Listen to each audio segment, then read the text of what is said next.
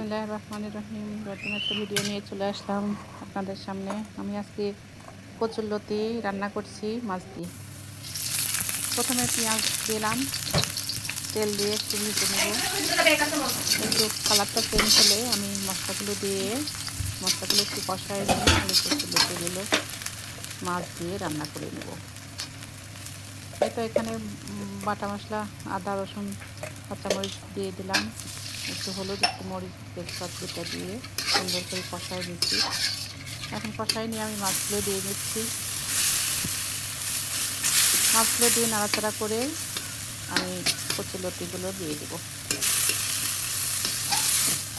এইভাবে কচুরলতি রান্না করলে খুবই ভালো লাগে, খেতেও মজা, খাওয়াও খুব ভালো।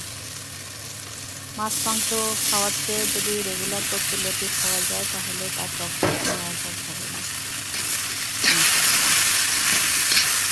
এটা আমি কচুরলতিগুলো সব দিয়ে দিলাম, দিয়ে নাড়াচাড়া করে। আপনারা যদি লাইক দিতে ভুলে যান অবশ্যই লাইক দিয়ে কন্টিনিউ করতে থাকেন।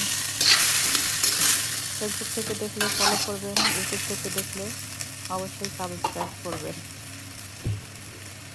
এই তো আমি নাড়াচাড়া করে এখন আমি একটু ঢাকি দেবো।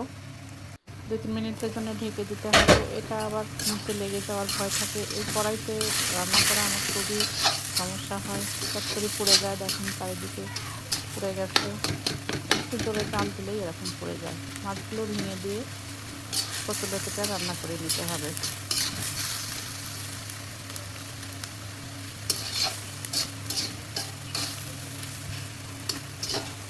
এইভাবেই আমি সবগুলো রান্না করে নেব। কচুরলতি যারা খেতে পারে তাদের জন্য এটা খুবই মজার খাবার। খেতেও মজা, আবার দেখতেও অনেক ভালো লাগে, কিন্তু এগুলো পরিষ্কার করা একটু ঝামেলা হয়। আমি একটু জিরার গুঁড়া দিয়ে দিলাম।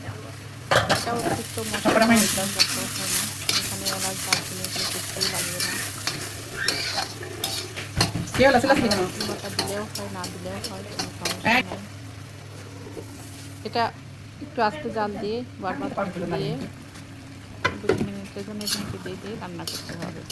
যেহেতু বেশি এটাতে ঝোল দেওয়া হয় না, এর জন্য ঢেকে দিয়ে সিদ্ধ করে নিতে হবে। এটা যদি বেশি ঝোল দেওয়া হতো তাহলে কিন্তু আর এত ঢাকার দরকার ছিল না, এমনি বলক পেরে এটা ইয়ে হয়ে যেত।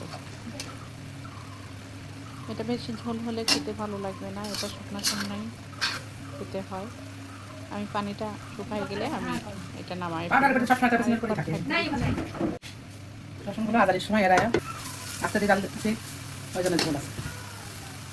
পানিটা শুকাই এসে আমার মোটামুটি রান্না হয়ে গেছে। আমি এখন পানিটা আরেকটু টেনে গেলে মানুষ গলা ধরে হাত চুলকায়, মানুষ এই কথা বলে। তাহলে এই কচু দিকে এই পরীক্ষা, আরাপের আব্বা তখন কচুই খেতে পারে না, তাহলে কি আরাপের আব্বা ধরবে? এগুলো কথার কথা না, আমার তো মনে হয় এগুলো দিচ্ছিল। পুরা ভিডিও করলাম, কচুর একটা ভিডিও দেখাই লেসি কয়টা বানানি লাগে, তাছাড়া কারোর আশায় থেকে কোনো লাভ নেই। হ্যাঁ, লেসি লেসি লেসি সব খারাপ লেসি খারাপ লেসি এক পর্যন্ত আসছে, অথচ রিক্সায় উঠলে ভ্যানে উঠলে পানিও শুকিয়ে গেছে। এটা নামালে ঠান্ডা হলে আরও শুকিয়ে যাবে। এটা আমি 2টা বাটিতে নিয়ে নিচ্ছি। এক বাটিতে নিলে দেখা যাবে যে নাড়াচাড়া করে প্রথম যারা খাবে তাদের জন্য ভালোই থাকবে, পরে যারা খাবে নাড়াচাড়া করে নষ্ট হয়ে যাবে। ওই জন্য অল্প করে 2টা বাটিতে নিয়ে নিলাম। আল্লাহ হাফিজ।